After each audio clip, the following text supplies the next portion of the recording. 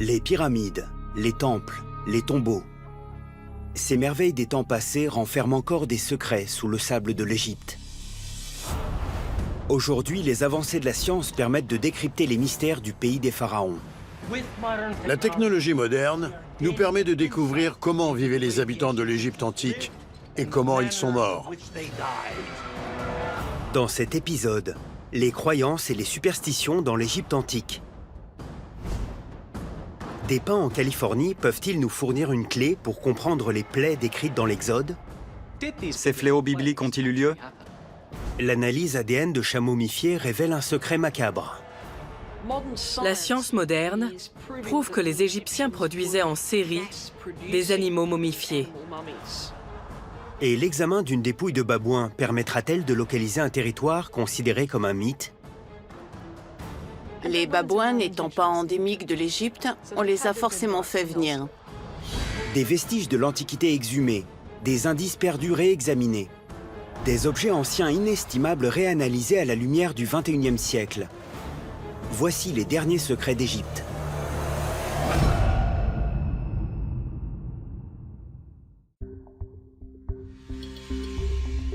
L'Égypte antique. Pendant des millénaires, croyances et superstitions ont constitué le socle de la vie quotidienne, des enterrements au commerce avec les contrées étrangères. Des vestiges contiennent des indices longtemps restés cachés de ces croyances passées, des indices que la science moderne commence seulement à faire parler.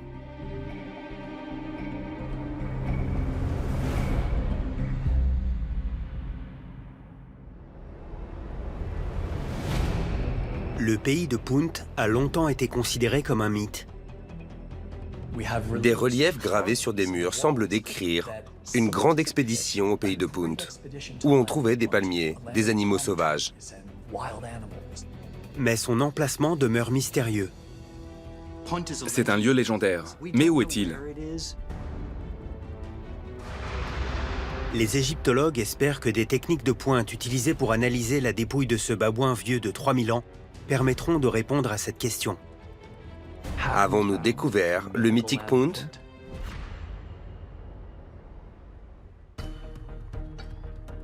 2004. Des archéologues font des fouilles près du petit port de Mersa Gawassis, sur les bords de la mer Rouge. Catherine Bard et son équipe de l'Université de Boston y font une découverte incroyable. On a exhumé les vestiges d'un bateau égyptien, 26 cordages en papyrus tressés et un gréement. Ce bateau n'était pas construit pour voguer sur le Nil, mais pour la navigation maritime. C'est un des tout premiers navires hauturiers de l'Égypte antique. En plus du gréement, les archéologues exhument un lot de boîtes étranges, dont ils découvrent bientôt l'importance exceptionnelle.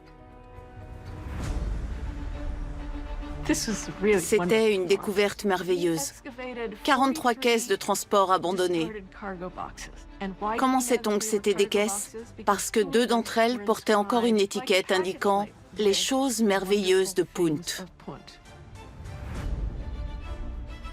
C'est la première preuve de l'existence de cette contrée mystérieuse et du fait que les Égyptiens commerçaient avec elle. Mais où se trouvait-elle?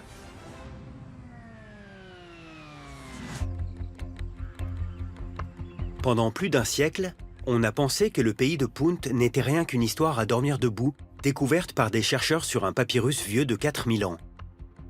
Il narre un conte merveilleux qui remonterait à environ 1900 avant Jésus-Christ.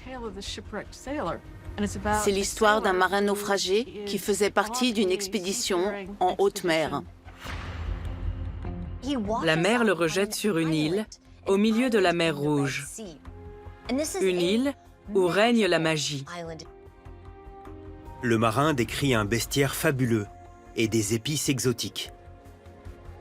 Il reçoit l'aide d'un roi serpent. Dans le conte, ce serpent se nomme lui-même Seigneur de Punt.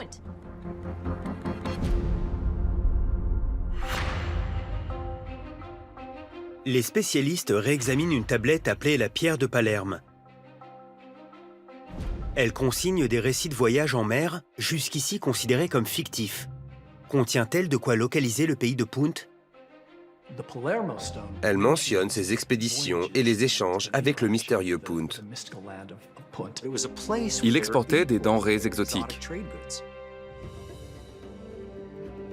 La pierre de Palerme révèle que Punt est la source de produits indispensables pour l'Égypte antique. L'encens, le bois, l'or.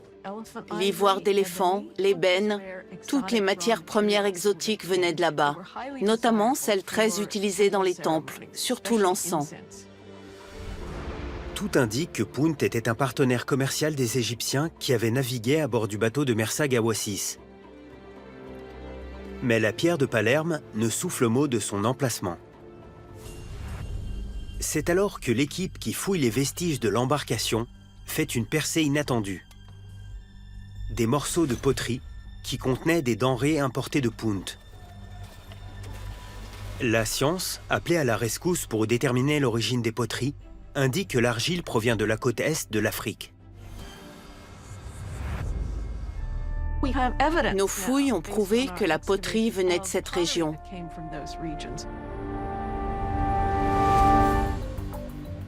D'où sur la côte africaine? Impossible pour l'heure de le préciser. Les chercheurs analysent alors des reliefs dans le temple de la reine Hatshepsut à Der el-Bahari, qui racontent un autre voyage vers Punt.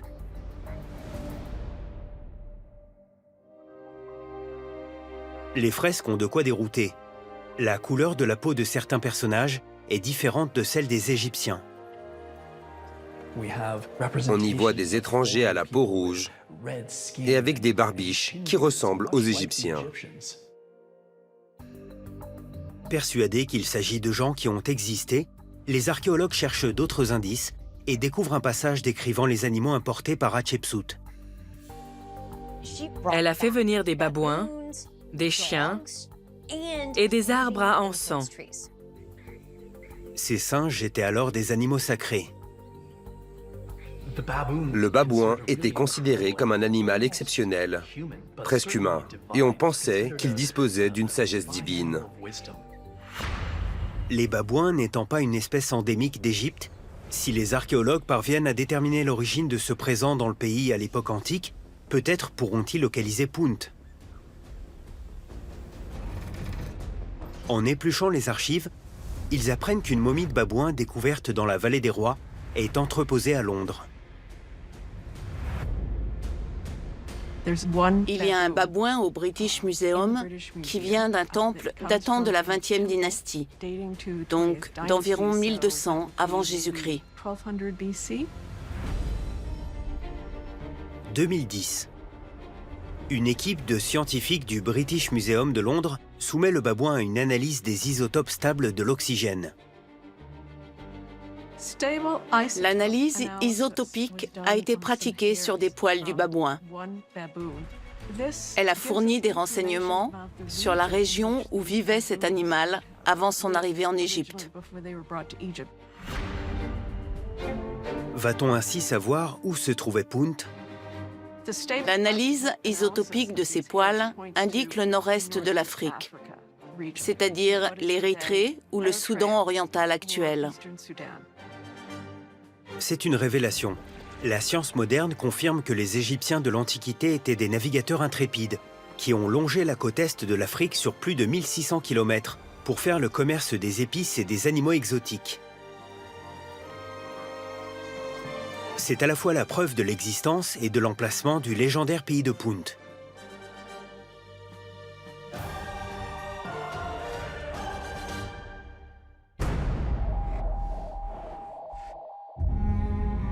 Les denrées échangées par les Égyptiens de l'Antiquité avaient souvent une valeur spirituelle cachée. Quant aux objets liturgiques, ils offrent aux archéologues un aperçu sur les croyances et les superstitions qui prévalaient dans le royaume. Ces superstitions nous fascinent toujours, mais parfois notre imagination nous entraîne trop loin dans leur interprétation.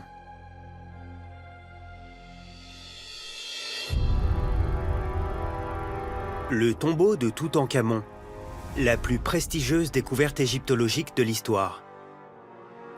Mais à l'annonce des trésors qu'il recèle, une malédiction terrible frappe.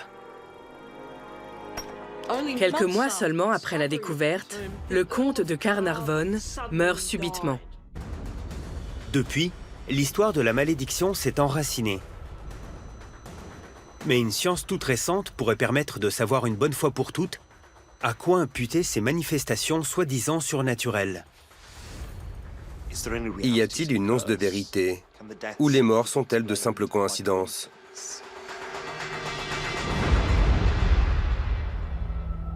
« 2009.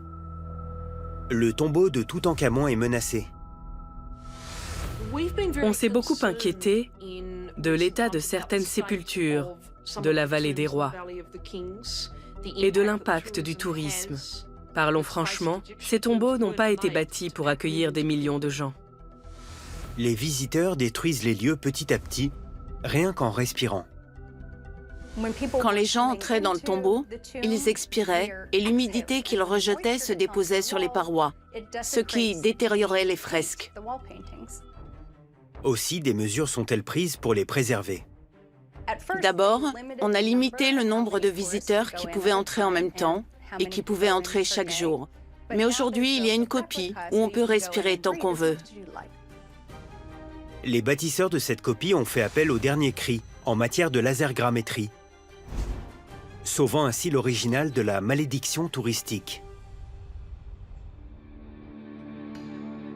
Le constat de cette dégradation et la technologie scientifique peuvent-elles permettre de comprendre la soi-disant malédiction de Toutankhamon?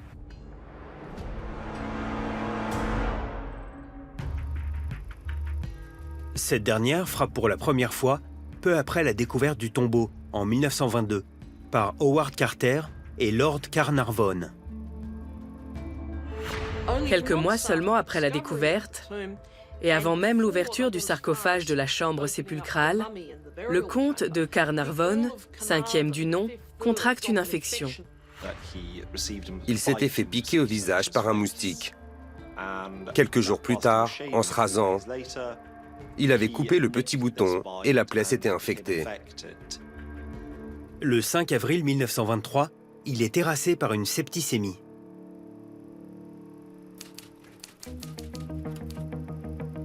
Aussitôt, la presse établit un lien entre sa disparition et une malédiction.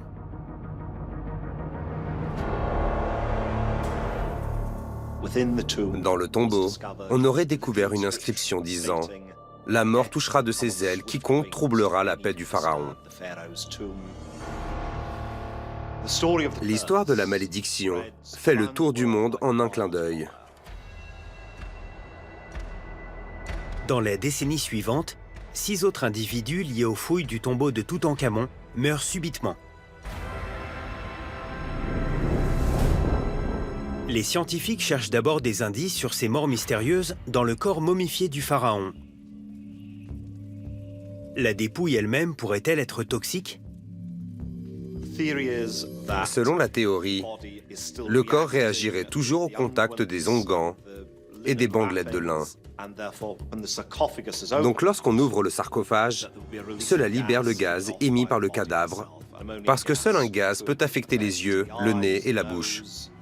Dans les cas les plus aigus, la respiration devient difficile et en l'absence de traitement, la mort peut survenir. Seul défaut de cette théorie, mais il est de taille, le candidat le plus probable à l'inhalation du gaz toxique se porte comme un charme. Étant donné qu'Howard Carter était responsable de l'ouverture, il était le plus susceptible d'être touché. Or, il n'en est rien. Donc il est très improbable qu'un gaz ait fait le moindre mal à qui que ce soit. Il faut donc envisager d'autres hypothèses pour expliquer la malédiction. L'une d'elles concerne la sépulture proprement dite. Des spécialistes l'analysent sous toutes les coutures, y compris un indice découvert dans le plâtre, des taches sombres qui contiennent un champignon noir aux propriétés étranges. Ce champignon est propre à cette tombe. Pourquoi cette moisissure n'est-elle présente dans aucune autre sépulture de la vallée des rois? Et comment y est-elle arrivée? Cela pourrait tenir à la rapidité de la construction du tombeau. Le travail ayant été fait dans l'urgence, il est très possible que le plâtre ait été encore mouillé au moment où il a été peint et où les portes ont été fermées, d'où la présence de cette moisissure. Est-ce pour autant la raison des morts attribuée à la malédiction? Ces champignons seraient responsables des décès en lien avec le tombeau. Pourtant, les analyses scientifiques indiquent que la moisissure ne présente pas le moindre danger. Elle n'est pas à l'origine de la mort d'individus liés à la découverte. Rien dans le tombeau n'est donc à l'origine de ces décès, ce qui met en doute la thèse de la malédiction. Les experts reviennent alors au texte soi-disant gravé sur un mur de la sépulture. L'analyse linguistique indique qu'il est très différent des malédictions découvertes dans d'autres tombeaux. La plupart des malédictions ne sont pas aussi terrifiantes que celles du tombeau de Toutankhamon. Elles disent plutôt que des choses horribles t'arrivent. Puisses-tu être dévoré par un crocodile en nageant dans le Nil? Ou encore, puisses-tu être massacré par un hippopotame? Certes, elles ne souhaitent pas du bien, mais elles ne font pas non plus allusion au mal absolu. C'est ce qui incite à penser que le texte n'est pas de la main d'un Égyptien de l'Antiquité. Et quand les égyptologues s'intéressent à nouveau au tombeau, ils ne découvrent aucune inscription d'une quelconque malédiction. Il n'y a rien qui ressemble à la mort touchera de ses ailes, quiconque troublera la paix du pharaon. Cela n'a jamais existé. Cette inscription, c'était une fake news. L'analyse scientifique laisse entendre que la malédiction de Toutankhamon n'est qu'un fantasme de journaliste. Tout le monde y allait de son article. Donc on a fabriqué des infos. Inventons une malédiction. Des unes à sensation. Un gros tirage. Du fric, du fric, du fric. Ce n'était rien d'autre que ça. Loin d'être un anathème vieux de 3300 ans qui frappe depuis l'au-delà, la malédiction de Toutankhamon n'était en fait que le fruit de l'imagination de journalistes des années 1920.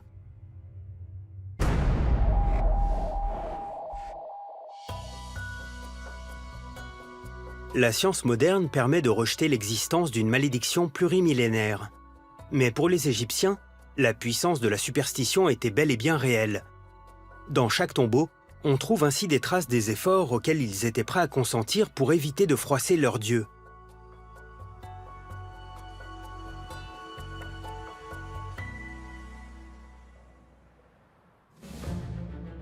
Les Égyptiens de l'Antiquité étaient prêts à tout pour préserver leurs morts et les préparer à la vie dans l'au-delà. Mais quand des égyptologues découvrent une tombe abritant des dizaines de chats momifiés et non des individus, ils sont perplexes. Pourquoi ces momies? La science va tenter de déchiffrer le sens caché de cette pratique. Il s'agissait d'un événement religieux de masse.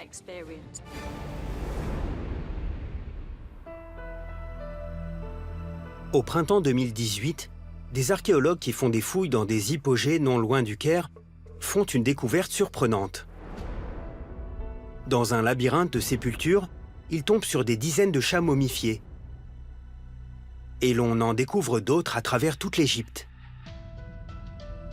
Comment ont-ils fini là? Et pourquoi? Dans quel but?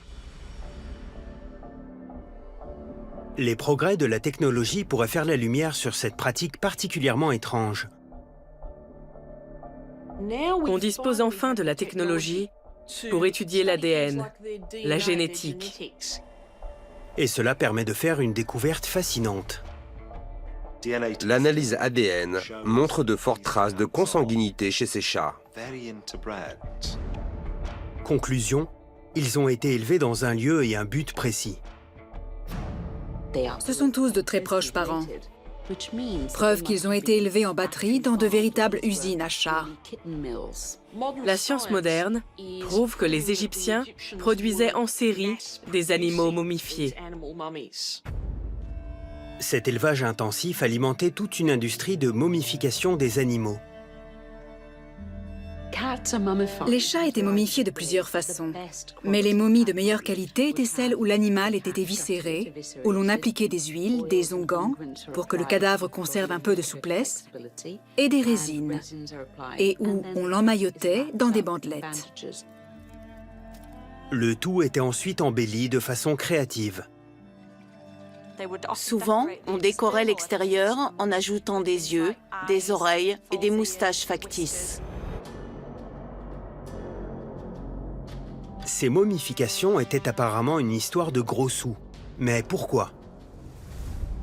En faisant des recherches pour évaluer l'ampleur du phénomène, les spécialistes découvrent un décompte étonnant, datant des débuts de l'égyptologie.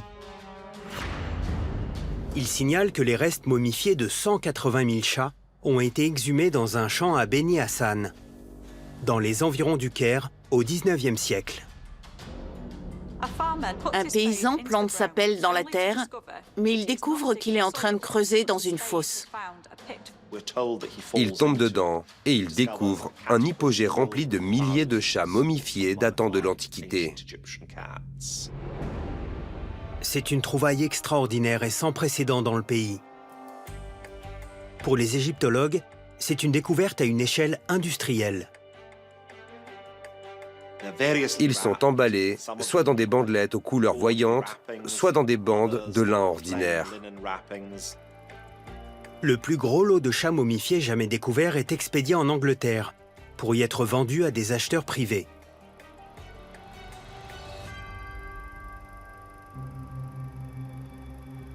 Une telle profusion incite les égyptologues à avancer une théorie. Les animaux ont dû être élevés à la chaîne pour être sacrifiés et momifiés.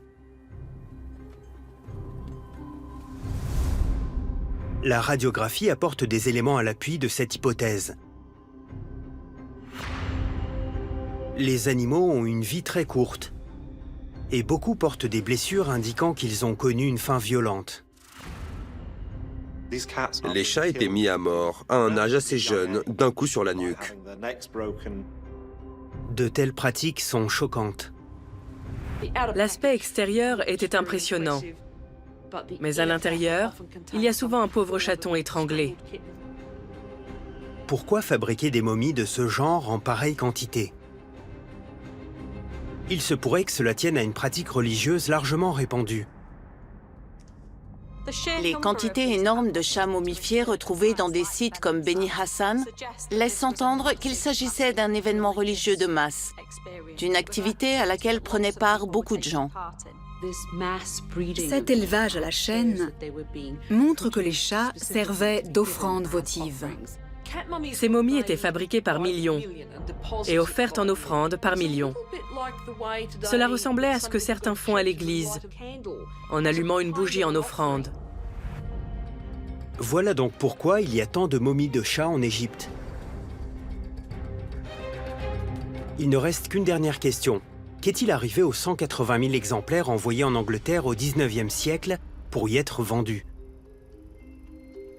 Quand les chats arrivent sur le quai, à Liverpool, 2 grandes ventes aux enchères sont organisées.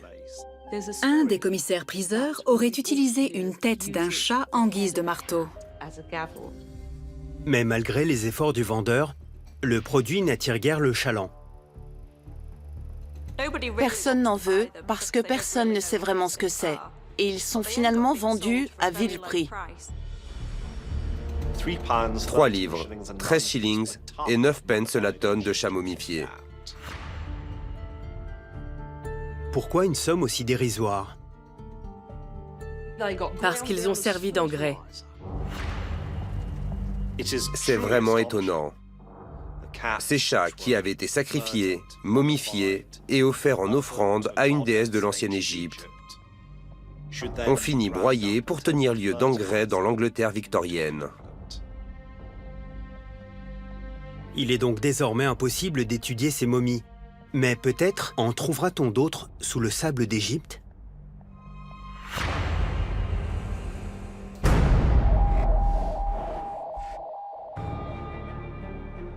La découverte de milliers de chats momifiés révèle la nature des pratiques religieuses égyptiennes.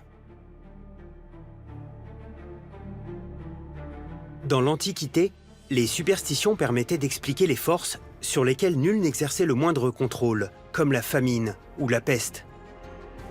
La science moderne nous explique ce qui se cache derrière les catastrophes naturelles. Mais jadis, ces dernières étaient attribuées aux divinités.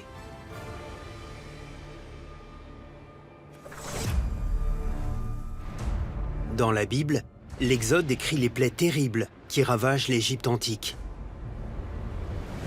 Le Nil devient sang.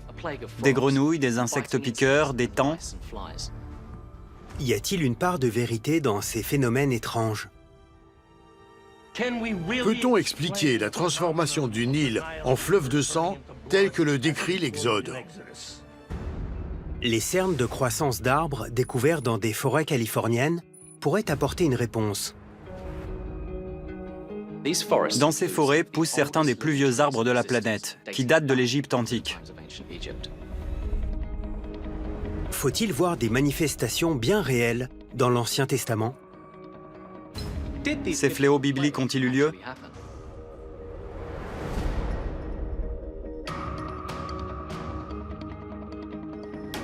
À près de 13 000 km de l'Égypte, dans les White Mountains de Californie, des scientifiques en quête de signes du réchauffement climatique étudient des arbres qui poussent en haute altitude. Les forêts de pins de Bristlecone sont à 2750 mètres d'altitude. Et dans ces forêts poussent certains des plus vieux arbres de la planète qui datent de l'Égypte antique. Les scientifiques étudient ces cernes de croissance vieux de 3500 ans, qui datent donc de la période à laquelle les plaies auraient frappé l'Égypte. Et les cernes, grâce auxquelles on rassemble des informations sur le réchauffement climatique de l'époque, font justement apparaître quelque chose de fascinant. L'écart entre les cernes de croissance de cette période s'est réduit de façon spectaculaire. Et quand les climatologues comparent ces résultats aux données portant sur d'autres arbres, d'un âge tout aussi vénérable, poussant ailleurs sur la planète, ils font le même constat. La seule explication, c'est un bouleversement climatique. Les données indiquent une baisse massive des températures à travers la planète, il y a environ 3500 ans. Reste à savoir comment elle s'explique. Les spécialistes fouillent alors dans les archives en quête d'un cataclysme géologique suffisamment violent pour justifier une telle baisse. Elle peut être due à une météorite ou à une éruption volcanique énorme. Finalement, ils trouvent un suspect.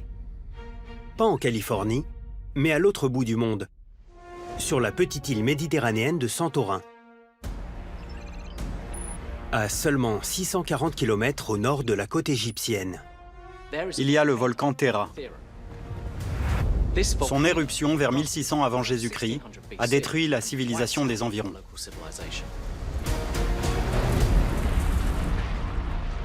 Cette éruption a été 4 fois plus puissante que celle du Krakatoa.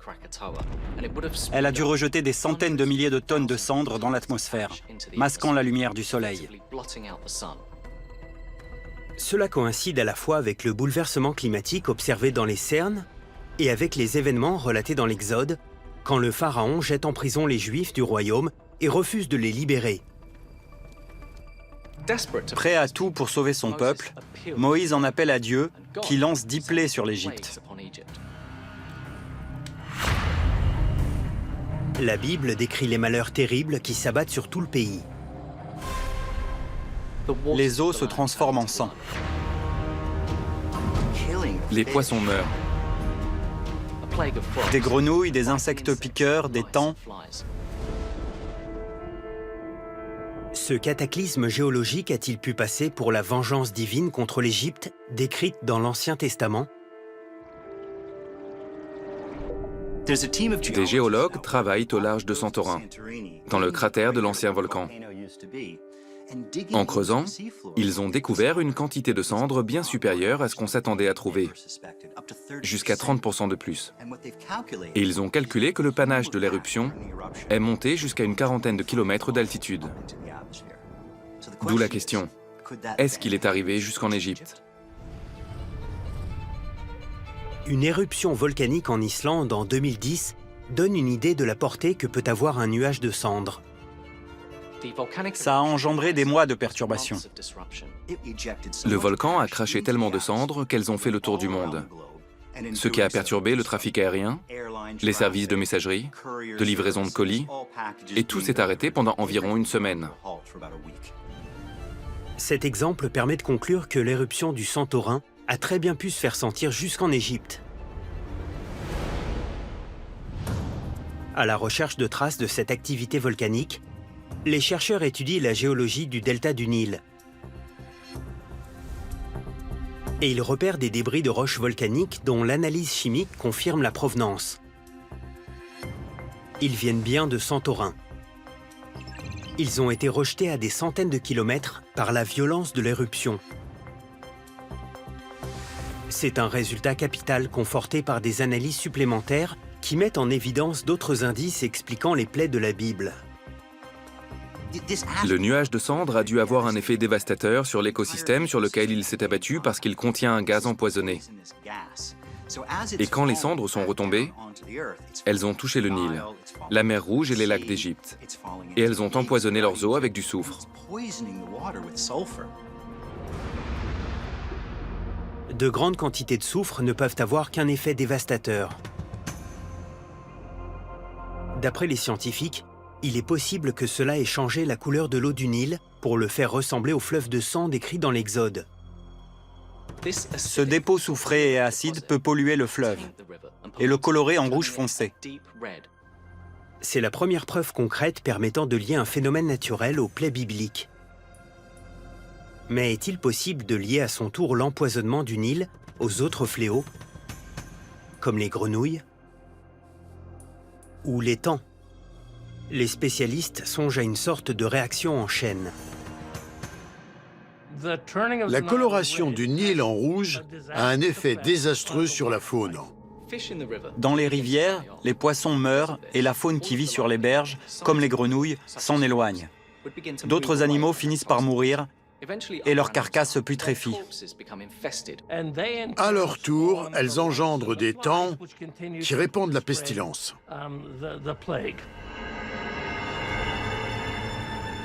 La recherche scientifique permet de conclure que le récit biblique pourrait s'inspirer de faits réels, mais imputables à des catastrophes naturelles plutôt qu'à la colère de Dieu.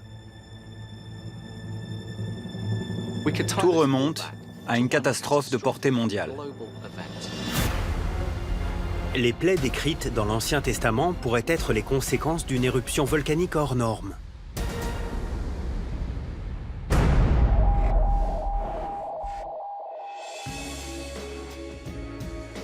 Les Égyptiens de l'Antiquité étaient à la merci du monde qui les entourait, mais les menaces qu'ils affrontaient ne se limitaient pas à la vie ici-bas.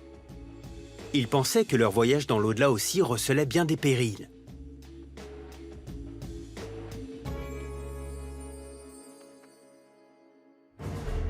Dans l'Antiquité, les Égyptiens plaçaient souvent des animaux momifiés dans leurs tombeaux. Des chats, des chiens ou encore des babouins. Mais quand les archéologues découvrent des bousiers, ils sont surpris. Pourquoi diable le bousier était-il essentiel dans la religion? Une découverte récente pourrait permettre de le savoir.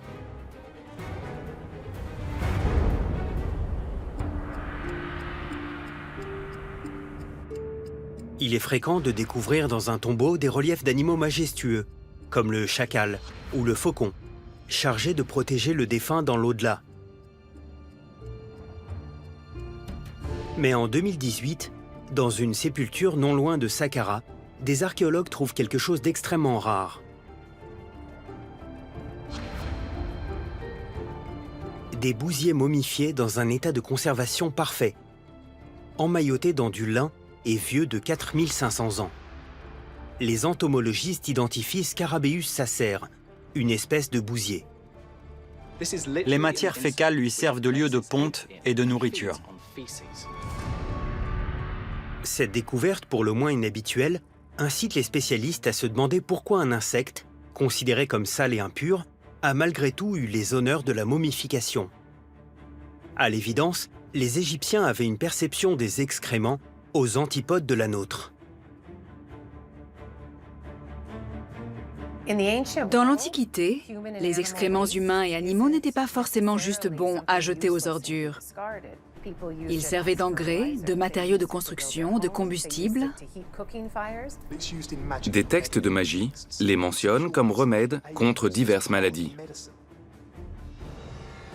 Si les déjections animales ne rebutaient pas les Égyptiens, cela ne suffit pas toutefois à expliquer la signification spirituelle du bousier. En revanche, le comportement de l'insecte apporte un indice important pour justifier ce qui lui a valu une cérémonie funéraire. De la même façon qu'ils ont remarqué que le soleil semblait rouler sur l'horizon chaque matin, les Égyptiens de l'Antiquité ont remarqué que le bousier roulait sa pilule. Et de même qu'ils ont identifié le soleil comme source de vie, ils ont constaté que les bébés bousiers naissaient de la boule de déjection. Ils considéraient donc la pilule sphérique du bousier comme une représentation du soleil, ce qui faisait de l'insecte lui-même un dieu solaire. Les Égyptiens l'assimilent au dieu Khépri. Il représentait le soleil levant, donc le renouveau du soleil, donc le renouveau de la vie. Est-ce une indication du rôle de l'insecte dans le voyage vers l'au-delà? Les archéologues examinent des sépultures du bousier découvertes dans des sarcophages contenant des dépouilles humaines. Toutes sont placées sur le cœur du défunt. Quand les Égyptiens pénètrent dans l'au-delà, ils subissent des épreuves. La dernière étant celle du jugement devant Osiris. Ils veulent le rejoindre dans la vie après la mort, mais ils n'ont pas le droit de le faire directement. Si vous n'avez pas le cœur pur, vous n'accédez pas à l'au-delà, et vous cessez d'exister dans le monde des vivants et dans celui des morts.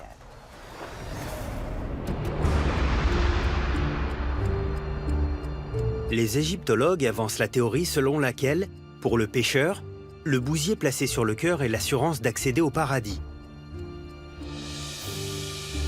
Dans d'autres tombes, ils découvrent des amulettes qui semblent être des talismans servant le même objectif. Une amulette bien particulière est appelée scarabée de cœur. Elle a la forme d'un bousier et au revers est inscrit « Ô mon cœur de ma mère, ô mon cœur de ma mère, ne témoigne pas contre moi devant le tribunal. » Un scarabée empêchait votre cœur de témoigner contre vous devant le tribunal.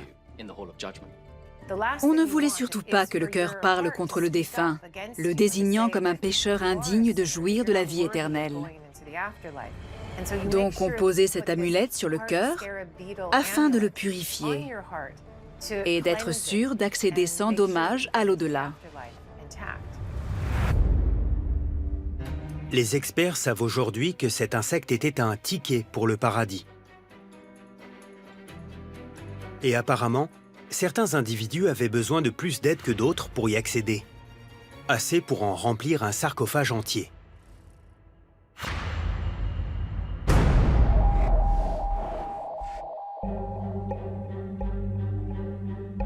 Nombre de croyances puisaient leur source dans la nature.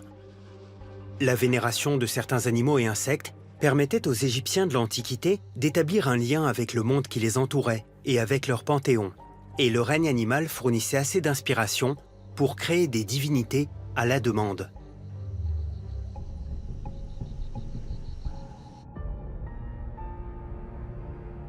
Sur le plafond d'une chambre sépulcrale, un mystère vieux de 4000 ans prend la forme d'un être étrange.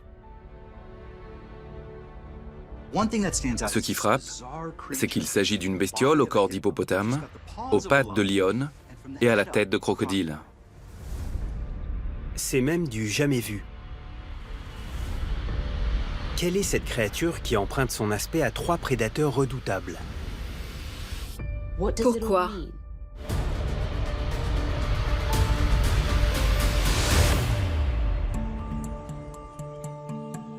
On sait depuis longtemps que certains animaux sont associés à une divinité égyptienne. Les Égyptiens observaient avec attention les animaux.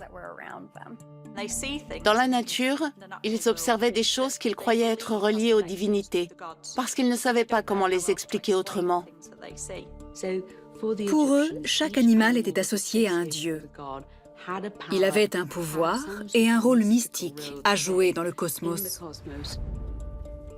Et il y aurait un rapport entre le comportement de ces animaux et la divinité qu'ils représentent. Prenez par exemple la période de la crue du Nil. Il y a des grenouilles partout. Eh bien, il existe une divinité, Heket, qui a la forme d'une grenouille. Ce n'est pas seulement la déesse du renouveau, de l'agriculture et de la pluie, mais aussi de la fertilité. Et le babouin était considéré comme un animal exceptionnel qu'on associait souvent au dieu soleil Horus. Il se réveille, il s'étire en direction de l'endroit où l'astre va apparaître et il pousse un cri pour encourager le soleil à se lever.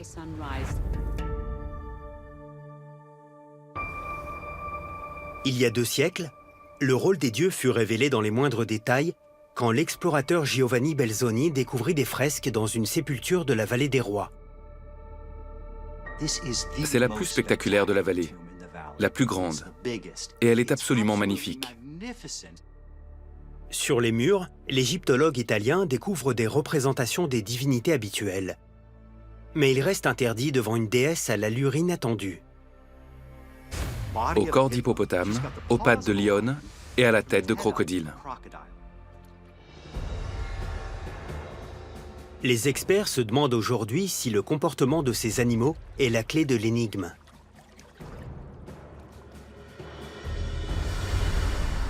Pourquoi la créature est-elle composée du corps de 3 prédateurs impitoyables? Cela tient peut-être au danger que l'on rencontre en Égypte. Dès qu'on franchit sa porte, en fait, dès qu'on sort de son lit, on risque de marcher sur un scorpion. Si vous allez vous laver ou nettoyer vos vêtements au bord du fleuve, il faut faire attention à ne pas être dévoré ou emporté au fond du Nil. Pauvre être humain débile que vous êtes, sans fourrure ni griffes, vous avez besoin de la protection des dieux. Si la déesse terrifiante revêt la forme d'animaux féroces, c'est donc peut-être dans le but de protéger. Mais qui? Analysons cette divinité composite. Sa tête est celle d'un crocodile. Pour les Égyptiens, c'est un animal puissant, très redoutable, qui vit dans le Nil, mais qui protège aussi très bien sa progéniture et ses œufs. Le corps de la déesse est celui d'un autre animal farouchement maternel, l'hippopotame. Les mères hippopotames sont très féroces. Si vous êtes allé en Afrique et que vous connaissez les hippopotames, vous savez que ce sont les animaux les plus féroces. Mieux vaut ne pas avoir affaire à eux. Enfin, la déesse a des pattes de lionne, encore une mère qui défend ses petits avec acharnement en cas de besoin. La dimension maternelle semble donc évidente. Les archéologues cherchent la présence de cette divinité dans d'autres tombeaux et en trouvent une sur les murs d'un temple de la fertilité.